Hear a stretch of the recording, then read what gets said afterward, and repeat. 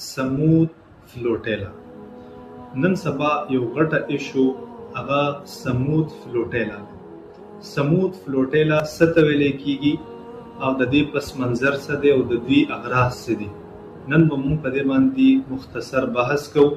نو د ټولو نه اول لفظ سمود. سمود د عربی لفظ دی او سمود ویل کیږي صبر او استقلال ته ویل کیږي.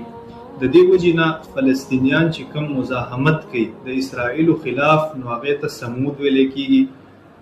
فلوټیلا سمندري چې کوم قافلې د کشتو نو هغې ته فلوټیلا ویل کیږي. په 2007 کې چې کله حماس تنظیم په اقتدار کې راغی نو د هغې په بدله کې اسرائیلو په فلسطینیانو باندې ظلمونه شروع کړه او په هغې باندې ناکهبندۍ شروع کړې. د دې وجې نه هلته د خوراک په موادو باندې او دغه شانتي تعمیراتي چې کوم څیزونه په هغې باندې پابندۍ ولګولې او په هغې کې ډېر قلت راغی، ډېر قلت پکې پیدا شو. د دې وجې نه د ترک چې کوم حکومت و نو په هغه ټیم کې یو قافله روانه کړه، هغې ته ویل کېده ماوی مرمره. ماوی مرمره چې وه نو په دې کې د ترک د مختلفو ممالکو نه خلک هغه راوغوښتل او په دې قافله کې شامل کړله، خو د بدقسمتۍ د وجې نه اسرائیل راولګېد او په دغه قافله باندې حمله وکړه او په دغه کشتۍ کې هغوی تقریبا 9 کسان هغه شهیدان کړه او متعدد خلک چې دي نو هغه په دغه حمله کې زخمیان شو.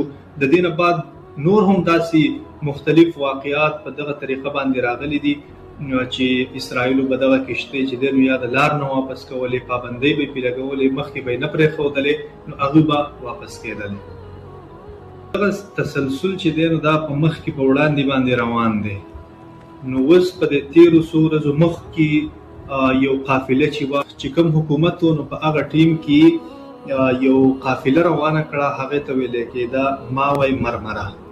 ماوی مرمره چې وه نو په دې کې د ترک د مختلفو ممالکو نه خلک هغه راوغوښتل او په دې قافله کې شامل کړله، خو د بدقسمتۍ د وجې نه اسرائیل راولګېد او په دغه قافله باندې حمله وکړه او په دغه کشتۍ کې هغوی تقریبا 9 کسان هغه شهیدان کړه او متعدد خلک چې دي نو هغه په دغه حمله کې زخمیان شو.